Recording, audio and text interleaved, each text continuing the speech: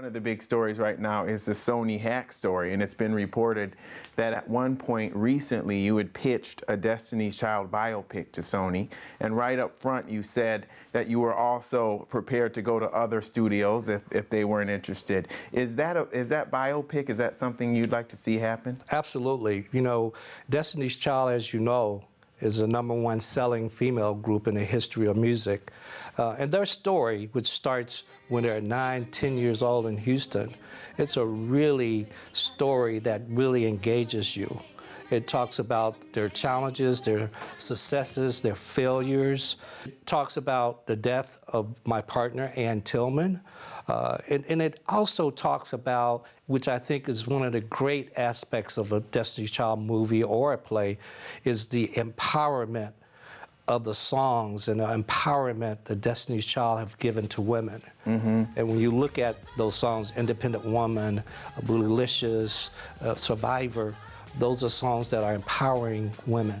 Okay, so one of the things that a lot of people don't realize is that Destiny's Child was on Star Search. And they lost. They lost. And they lost. They were dropped from a record label. Elektra Records, which at that time had En Vogue, and Sylvia Rome was the president. That's the part that the public doesn't always see, is how hard it is to break into the industry. We're going to talk about that. But I wanted to ask you about creative control of that biopic, because you would be part of the story. How would you need that in order to have a biopic? Yeah, we would have to have that. And I would also want the ladies of Destiny's Child to be involved and engaged with it and get their support. That would be important as well. So that story is very special to us, and we want to make sure and ensure that we get the right writer, screenwriter, that we build the right team around it, and that we have the right network. Or if we go as a movie or a play, that we have, again, the right team, and we've selected a strategy that they all win. Think book, think Broadway, think movie, think tour, think new album. It's funny because whenever you have a legendary group like this, you have so many different people that have an agenda or have their own version of what happened. Do you think it would be difficult to get everybody to agree? No, not at all. Okay. We're pretty much as a team, and most people don't know that I still officially manage Destiny's Child. And Destiny's Child, people sometimes use the word broke up. Destiny's Child is never broken up officially. So don't be surprised if one day there's a new record in a tour, because the group never has officially broke up. There was a strategy years ago, Lee, that we had, that Destiny's Child would put out an album, each one of the ladies would put out their own solo project. And we did that because audience equals sales. Real simple. And the more audience you can build individually, which then becomes collectively Destiny's Child, the bigger the brand becomes. So Kelly Rowland did extremely well on her first album internationally. She actually sold over 2 million records internationally. You look at Michelle Williams, she was the #1 gospel artist. And then we know with Beyonce's solo career, how well she did with R&B and pop. But when you add up them collectively, you actually bring in some new audience, which helps build that platform of Destiny's Child. So that was always a strategy. Destiny's Child, solo. Destiny's Child, solo. Destiny's Child, solo. So we've done that 3 times. You're a business professor at Texas Southern. You teach a class there in business and communications. And are these the kinds of concepts that you actually talk about in your class? We talk about them all the time. But I also talk about, my corporate career. I started out with Xerox Corporation and had tremendous success there at Xerox, and then was one of the first African Americans in America to sell CT and MRI scanners. Yeah. And then went on to be one of the first to be a neurosurgical specialist.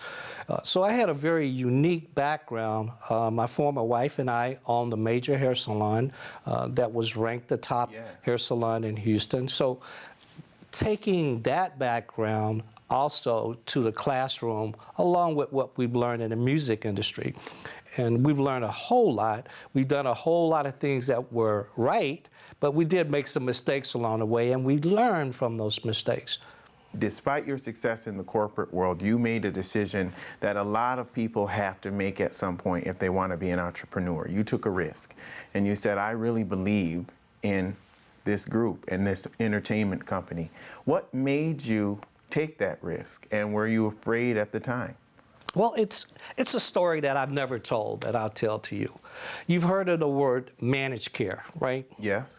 So early in the 90s, I never forget having a surgical procedure with a neurosurgeon who asked me to meet him in his office afterwards. So can you imagine, there's not a lot of African Americans assisting neurosurgery. So I'm thinking, what the hell did I do wrong? And so all of the long walk lead to his office, I kept thinking, what did I do wrong? What did I do wrong? I get to his office and he said, Mr. Knowles, I can't use your instruments anymore. And I said, why, doctor? And he says, because I have the largest surgical costs at Methodist Hospital. And if I don't lower my costs, I won't have the ability to practice here anymore. And so because of that, I have to no longer use your instruments. And I remember calling my then wife saying, you know, I'm just not passionate. This is not even about me selling quality. It's about me selling cost. I had lost my passion. That day just took the wind out of my passion. And so when I go all over the world telling people, do what's your passion. And for me at that time, I looked and I had to decide, what is Mathew Knowles' passion? And for me, I've always loved music. I've always loved it. And I thought, okay, my daughter needs help. They had just lost Star Search. And I remember when they lost Star Search, Ed McMahon saying, you know, when people lose, they go back and change organization, philosophy, work ethics. And I said, let's do just that. Let's go back and change the organization.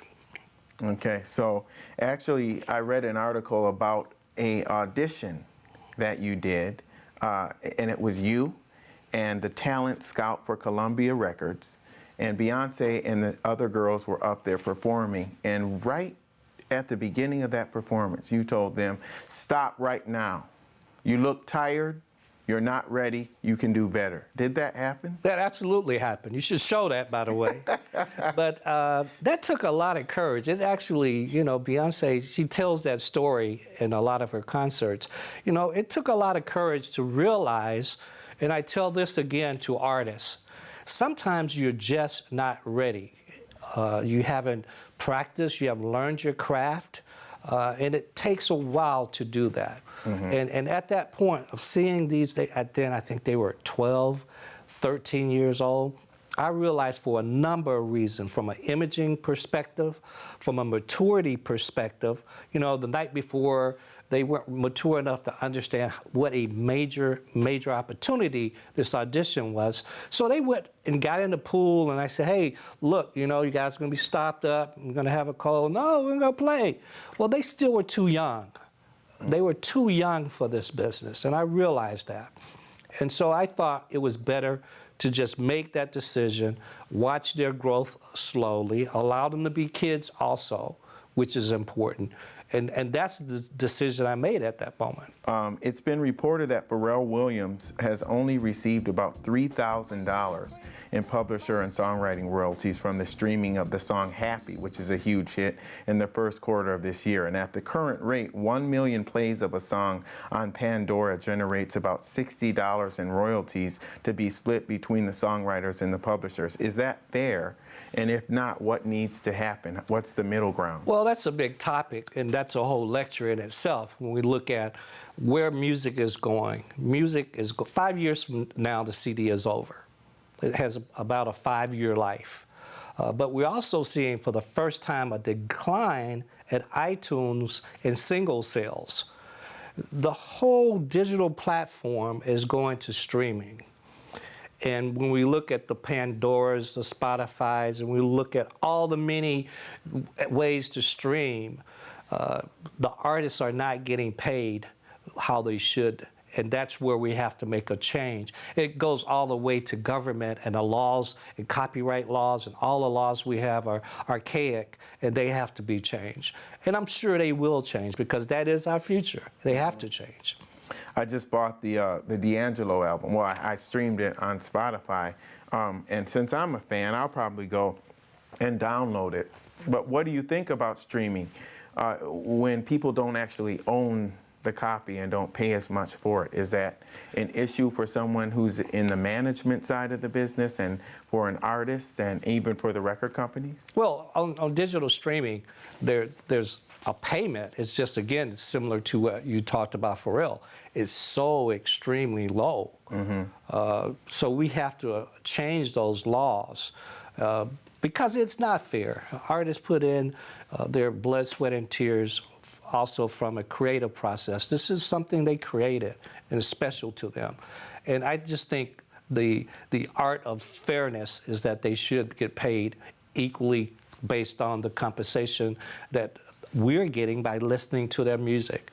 But let me just say one other thing. We experience more music today in America than ever before. So it's not that we're not experiencing music. We have this new world order, and we've got to figure out this whole digital thing. The physical is over. We know that. So we got to figure this out. We got to figure it out quickly. The way that artists are making money today is touring. That's the #1 way to really make money today. You know, you're doing teaching, you're doing a lot of consulting, a less active role in the management side of the business. Is that partially because of the profitability model, and you just did you see that and say, wow, it's harder to make money than it used to be? I think it's because of, again, a passion. I just don't have the desire and the passion to do the day-to-day and to get involved. It takes a whole lot of someone when you're responsible for someone's career. You talked about the financial responsibility. You also talk about the business responsibility that you have when you're holding someone's destiny, no pun intended, in your hand. And so that's a lot of work. You know, that's a 24-hour job.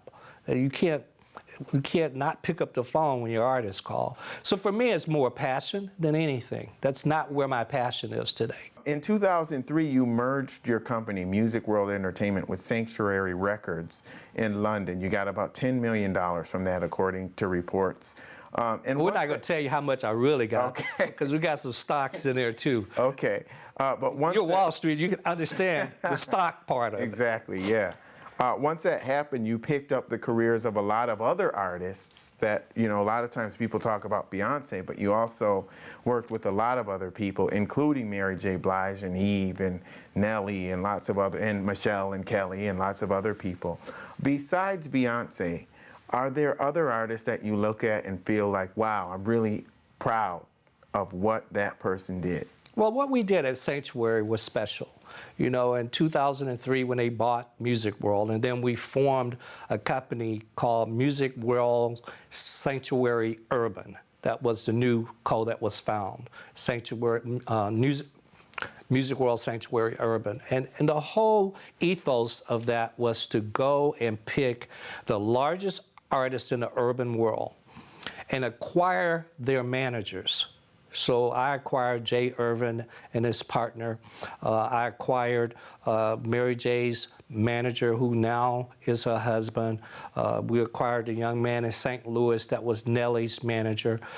We also acquired the managers that was D12 that had Eminem in it at the time. And then we had Mario that I managed. And then we had Destiny's Child. So we had really a roster with Eve. So you were really more of a strategic guy. Like yes. The strategic thrust of the company. And that was our belief system of bringing in those top managers. And I was able to make most of those guys millionaires when they were very, very young. And it was successful. I would have done something different. We had an opportunity, when I look back at that with Sanctuary. Sanctuary had the top rock artists at the time. And instead of us being standalone, urban, we should have been thinking, how can we do a tour or a song with Iron Maiden, which is one of their artists. I mean, we should have looked at it a different strategic way. Well, that's interesting with features. That's what we're seeing in the industry right now. When you hear of someone like a Nicki Minaj having more hit singles than Michael Jackson, right, believe it or not, it's because of that. It's exactly. Not, right? And so I guess that was a forward-looking way of looking at things. Yeah, and we missed that opportunity, but it's certainly the way of the industry now. I'm not a gossip reporter, so I don't care about the personal lives of celebrities, but I do have a question about management, because managers are heavily involved in the shaping of an entertainer's image.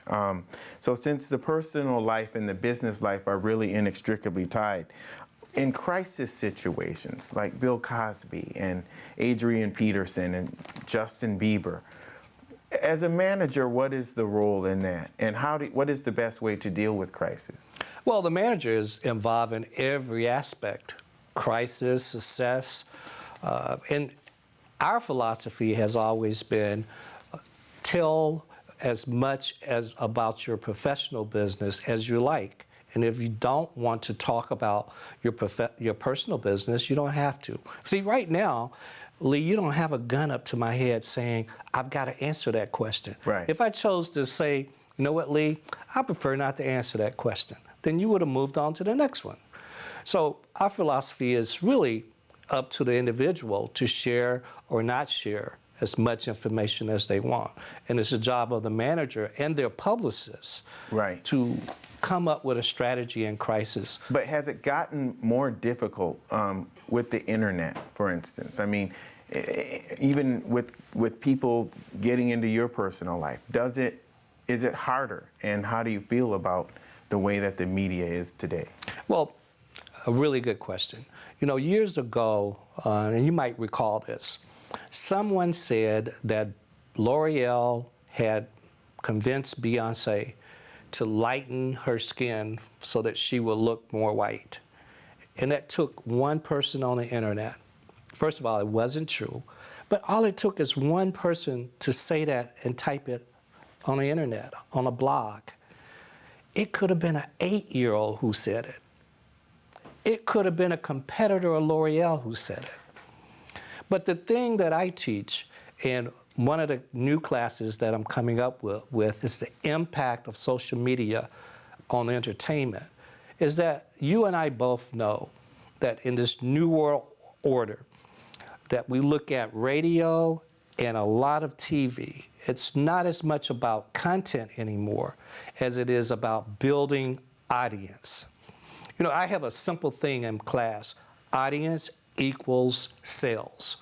Real simple. Audience equals sales. And in today's marketplace, I can say anything that's sensational, true or not true, but it's sensational. It brings eyeballs, audience. And the whole reason that's done is to sell advertising.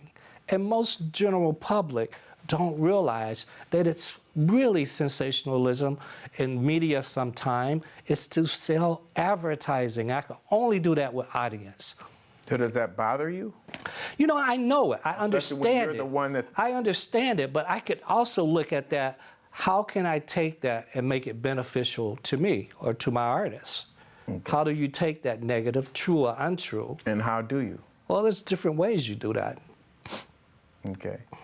Explain one. I mean, we're going to. You are asking me to give it up, Lee. Nah, we're going to move off of that one. Good try, Lee. We got to give it up to Lee for a good try. All right. Good try, man. Out of everything that you've done, what is the proudest thing for you as a businessman? Without question. You said as a businessman. See, if you hadn't said as a businessman, I had another answer. Okay, well, what's your other answer? But one of the proudest things for me is to see my Beyonce and Solange, to see Beyonce and Solange dreams come true.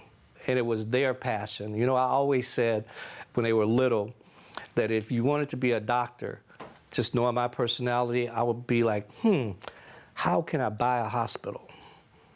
And so to see them have the success that they both are having today, and to see that they're really genuine good people, and they're the same good people, they have respect for others, regardless of what you do.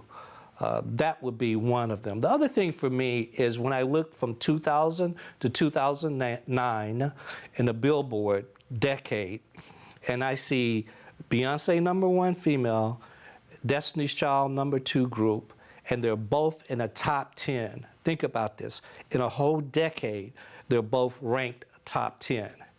That's a phenomenal success. What is your biggest regret? Probably putting Jagged Edge on the same tour bus with Destiny's Child when they were young. That would be one of my big regrets. Well, you were on the. I know you were on the bus too, though, that right? was just it. I was not on the bus. Okay. When you when you see the movie or the play, that will become a very important part that nobody knows. Is when I put Jagged Edge and Destiny's Child on that tour bus for John B., if you can believe they opened for John B. Years ago, trying to save money. Wasn't a good decision. Okay, well, I can't wait to see it. Thanks a lot, Mathew Knowles.